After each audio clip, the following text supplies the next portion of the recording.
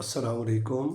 ایک جملہ: میں مان گیا تو لوگ کہیں گے میں غلط تھا اور میری عزت ختم ہو جائے گی۔ یہ پورا معاملہ نفس کا ایک وار ہے۔ وہ حق ماننے کو ذلت بنا کر دکھاتا ہے تاکہ بندہ عزت بچانے کے نام پر انکار کرے، اور یہی انکار آہستہ آہستہ عادت بن جاتی ہے۔ کوئی دلیل والی بات میرے خاندان، گروہ یا میرے رائے کے خلاف آئے تو نفس کہتا ہے میں اپنی نسبت والا ہوں، میں غلط کیسے ہو سکتا ہوں؟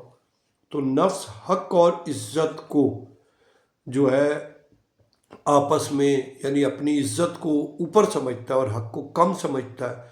حق کو ماننا وہ سمجھتا ہے ہار ہے، اور غلطی کو ماننا کمزوری ہے۔ دلیل ماننا اپنی پہچان کو چھوڑ دینا ہے۔ تو اس کا نتیجہ بندہ دلیل نہیں دیکھتا، انا دیکھتا ہے۔ غصہ، ضد، شرمندگی نظر آتی ہے، اور اس کے اندر اپنی میں کو خود کا جواز بنا دیتا ہے۔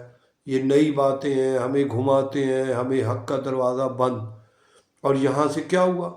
یہاں ایگو مضبوط ہو گئی۔ امارہ کیا کہتا ہے؟ دلیل آئے تو فوراً رد کرتا ہے، مقصد حق نہیں اپنی جیت۔ لوامہ اپنے اندر مانتا ضرور ہے مگر زبان نہیں مانتی۔ ٹال مٹول اور شرمندگی ملہمہ پر حق واضح ہو تو فیصلہ کرتا ہے کہ میں اصلاح کروں گا۔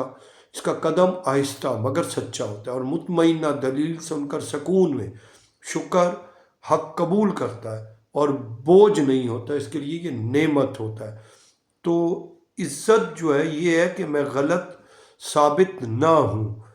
درست عزت یہ ہے، یہ غلط تعریف ہے کہ میں غلط ثابت ہوں۔ عزت یہ ہے کہ میں حق کے ساتھ کھڑا رہوں، چاہے میری بات بدل بھی جائے۔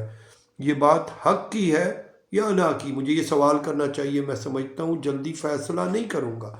بات کس نے کہی یہ نہیں ہے، بات اگر قرآن و سنت کے مطابق ہے، اہل علم کی ہے، دلیل مضبوط ہے، تو میں اپنی رائے کو آخری رائے نہ سمجھوں۔